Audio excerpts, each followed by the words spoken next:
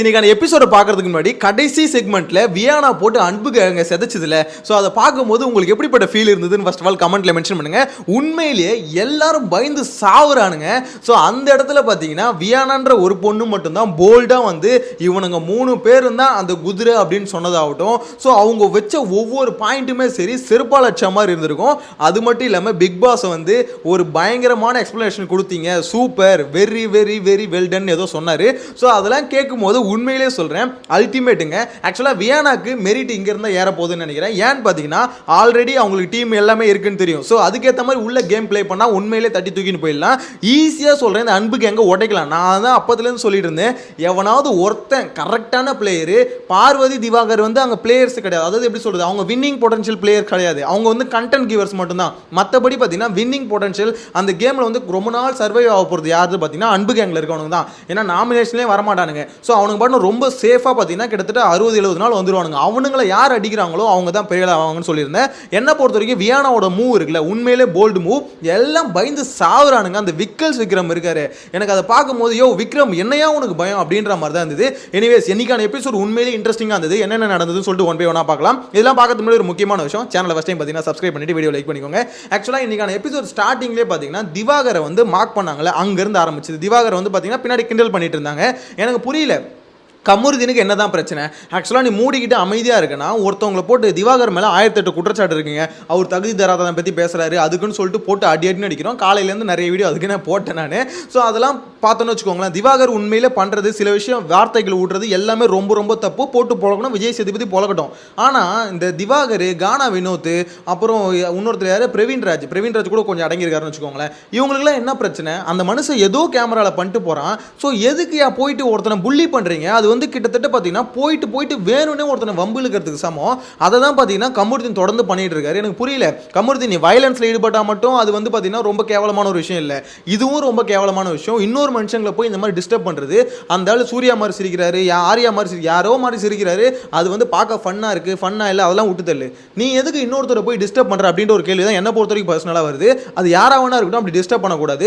ஆனால் அப்படி டிஸ்டர்ப் ஆனதுக்கு அப்புறம் இந்த வாட்டர் மெலன் தர்பூசணி இருக்குல்ல, அதாவது உனக்கு கமருதீன் கூட பிரச்சனைனா அதை பற்றி மட்டும் பேசணும், ஏன்டா இப்படி பண்ணுறேன்னு மட்டும் கேட்கணும். அதை விட்டுட்டு பார்த்தீங்கன்னா பார்வதி கமருதீன் மேட்டர் எடுத்துட்டு வந்து உள்ள விட்டாப்ல.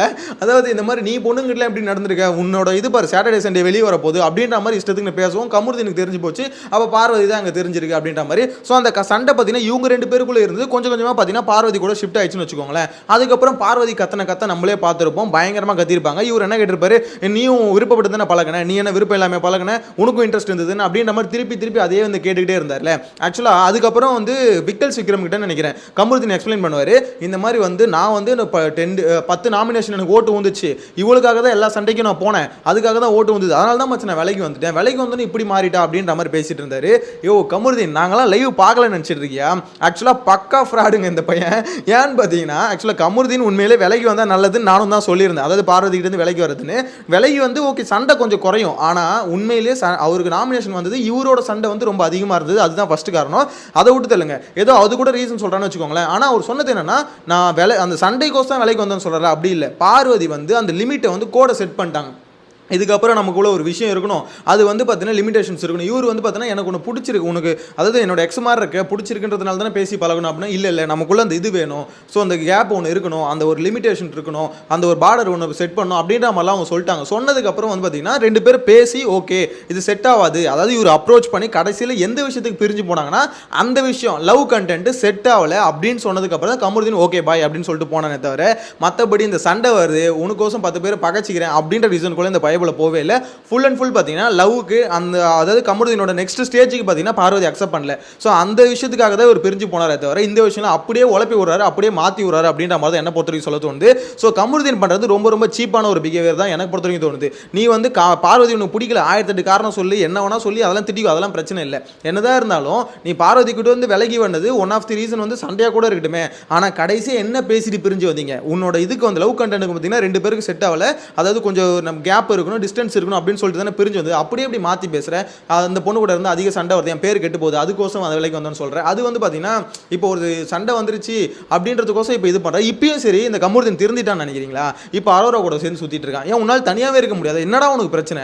எனக்கு இதெல்லாம் பார்க்கும்போது இந்த ஆதிரை ஒரு மேட்டர் சொன்னாங்களே, வெளியே வந்து இந்த மாதிரி தான் பொண்ணுங்கிட்ட பேசி பழகி இந்த மாதிரிலாம் பண்ணிட்டு இருப்பானு, இது பார்க்கும்போது கிட்டத்தட்ட உண்மையானு தோணுது. ஏன்னா உன்னால் அப்போ ஒரு பொண்ணு இல்லாமல் இருக்கவே முடியாதா? ஏதாவது ஒரு பொண்ணு கூட தான் உன்னால் சுத்த முடியுமா? வீட்டில் அவ்வளோ பசங்க இருக்காங்க, அவனுங்களாம் இல்லை. எனக்கு புரியவே இல்லை, என்ன தாண்டா உங்களுக்குலாம் பிரச்சனை அப்படின்ற மாதிரி தான் இருக்குது. கமருதீனோட பிஹேவியர் வந்து ரொம்ப ரொம்ப ஒஸ்ட்டாக இருக்குது அப்படின்ற மாதிரி தான் சொல்லணும். ஆனால் ஒரு விஷயம் நல்லா இருக்குது, என்னன்னா வயலன்ஸை குறைச்சிருக்காரு, அது உண்மையிலே நல்ல விஷயம் தான். அது கமருதீனோட பாசிட்டிவ் சைடு தான் வச்சுக்கோங்களேன். ஆனால் இந்த மாதிரி பின்னாடி இன்னொருத்தவங்களை கலாச்சிட்டு இருக்கிறது அதெல்லாம் ரொம்ப கேவலமான விஷயம். அது யாராவனா இருக்கட்டும், வாட்டர் மிலனாக இருக்கட்டும், யாராவனா இருக்கட்டும், அவங்க உன் பேச்சுக்கு வராத போது அவங்க ஒரு வேலையை பார்த்துட்டு இருக்கும்போது டிஸ்டர்ப் பண்ணது ரொம்ப ரொம்ப தப்பு என்ன பொறுத்த வரைக்கும் வச்சுக்கோங்களேன். எனிவேஸ் இந்த சண்டை தான் பார்த்தீங்கன்னா கிட்டத்தட்ட ஒரு 10-15 நிமிஷம் போச்சு. இதுக்கப்புறம் டேரக்டாக டாஸ்க்கு. அந்த டாஸ்க்கை பொறுத்த வரைக்கும் தர்பூசணிக்கு வந்து பார்த்தீங்கன்னா லெமன் ஜூஸ் கொடுத்தது பதிலாக வாட்டர் மெலன் ஜூஸ் கொடுத்துருந்தா அவரோட பர்ஃபார்மன்ஸ் தெரிக்க விட்டுருப்பாருன்னு நினைக்கிறேன். ஆக்சுவலாக எப்படி சொல்லுது, வாண்டடாக போய் வாங்கி கடிப்பாங்கன்னு சொல்லுவாங்களே, அதுதான் தர்பூசணிக்கு.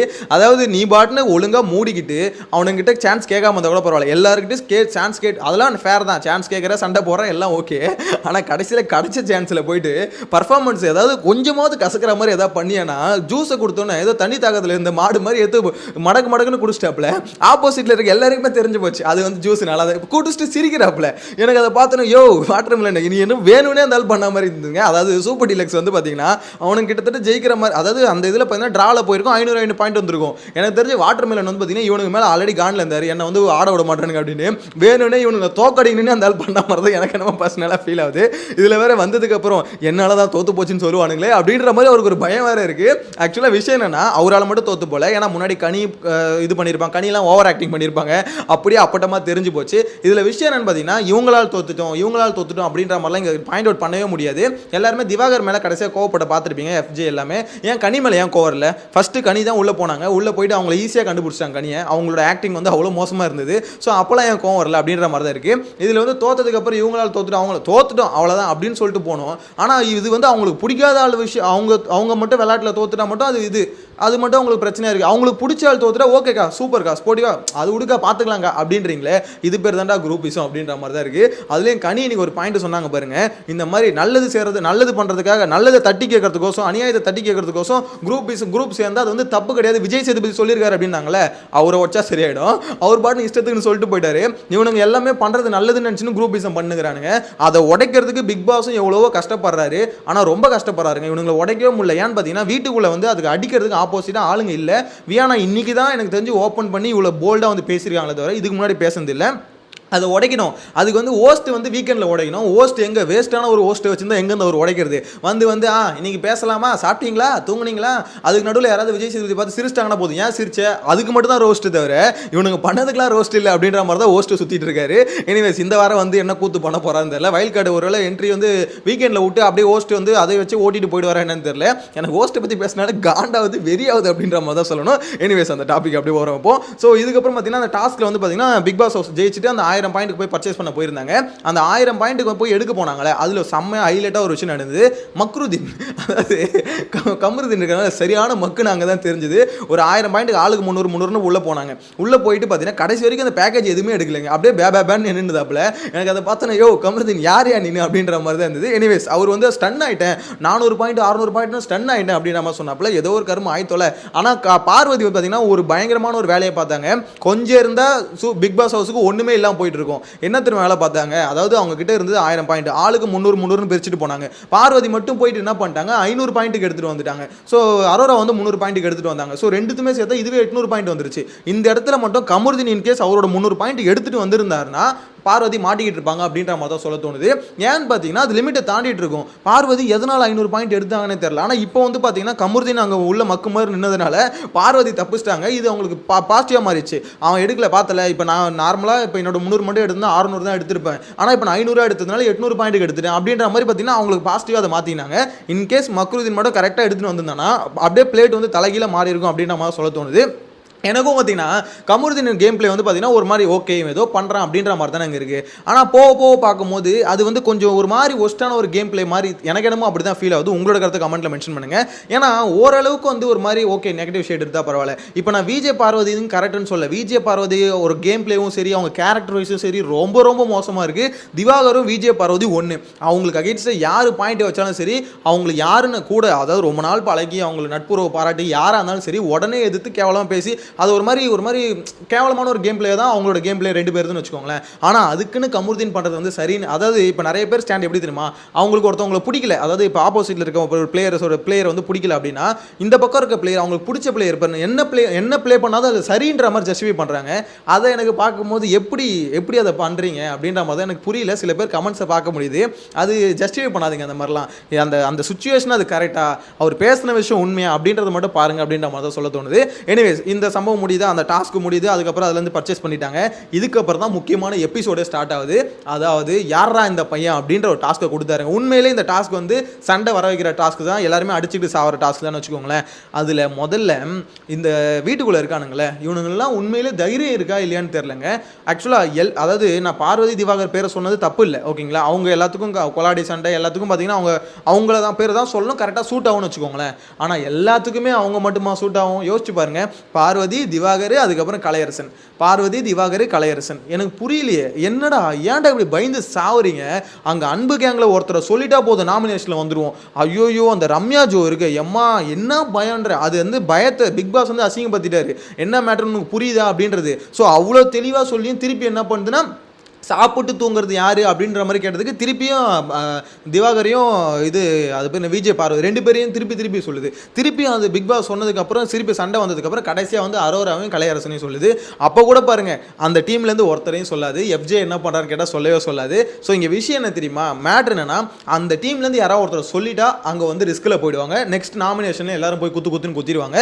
அங்கே பார்த்தீங்களே அங்கே ஒரு பிரச்சனைனா தங்கச்சிக்கு ஒரு பிரச்சனைனான்னு சொல்லிட்டு பொங்கின்னு வந்தார்ல, அந்த என்ன சொல்கிறதுன்னு தெரிலங்க. ஆனால் இவனை மாதிரி ஒரு எனக்கு வாயில் நல்லா வருது. அதாவது குரூப்பிசம் வந்து அது வந்து ஜஸ்டிஃபை பண்ணிட்டு சுற்றிட்டு இருக்கானுங்க. அதை உடைக்கணுங்க. வைல்ட் கார்டு என்ட்ரியில் நான் அமித் இருக்கார்ல அவரை தான் எதிர்பார்த்துட்ருக்கேன். உள்ளே வந்து போல்டாக சபரிக்கு ஒரு கொட்டு, இல்லை கனிக்கு ஒரு கொட்டு, எஃப்ஜேக்கு ஒரு கொட்டு, எல்லாருக்கும் நறுக்குன்னு அவர் இருக்க ஹைட்டுக்கு எல்லாரும் கொட்டி அப்படியே பூமிக்குள்ளே இறக்கிடணும். அந்த அளவுக்கு இவனுக்கு வந்து ரொம்ப அட்ராசிட்டி பண்ணிட்டு இருக்கானுங்க. ரொம்ப மோசமாக பண்ணிட்டு இருக்கானுங்க கேங்கு.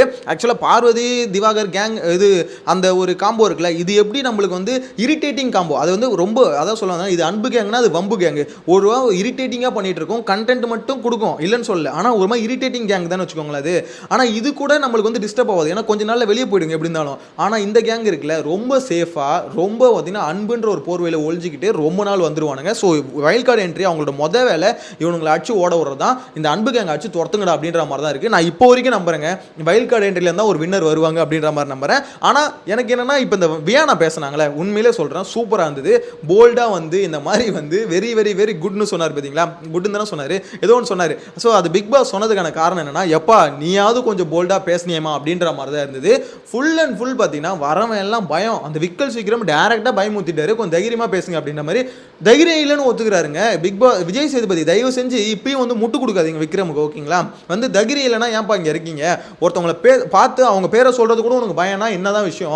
அப்போ கேம் ஆட முடியலன்னா தயவு செஞ்சு கேட்டை திறக்கிறேன் வெளில வந்துரு. நாகார்ஜுனா வந்தால் பண்ணுவாருங்க, அவ்வளோ பயந்துலாம் உள்ளே இருக்க வேணாம், தைரியமாக இருந்தால் உள்ளே இருங்க இல்லைன்னா வெளியே வந்துருங்க அப்படின்ற மாதிரி போல்டாக சொல்லிடுவாப்புல.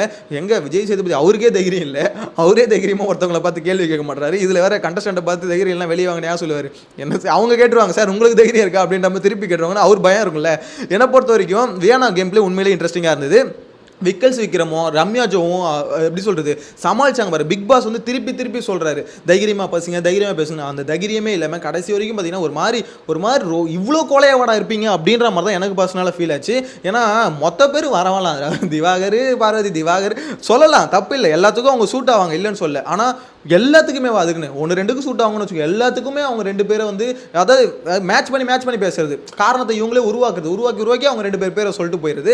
என்னாலே அக்செப்ட் பண்ண முடியல. ஆனால் திவாகர் இருக்கார்ல அந்த இடத்துல திவாகர் கிட்ட இருக்க பெரிய பிரச்சனை என்ன தெரியுமா, அந்த ஆள் வந்து வார்த்தையை இஷ்டத்துக்குன்னு விடுறாரு, எதுக்கு எடுத்தாலும் ஏஞ்சி கத்துறது. பார்வதி கிட்ட இருந்து சரி திவாகர் கிட்ட இருந்து பிடிக்காத விஷயமே அதான்.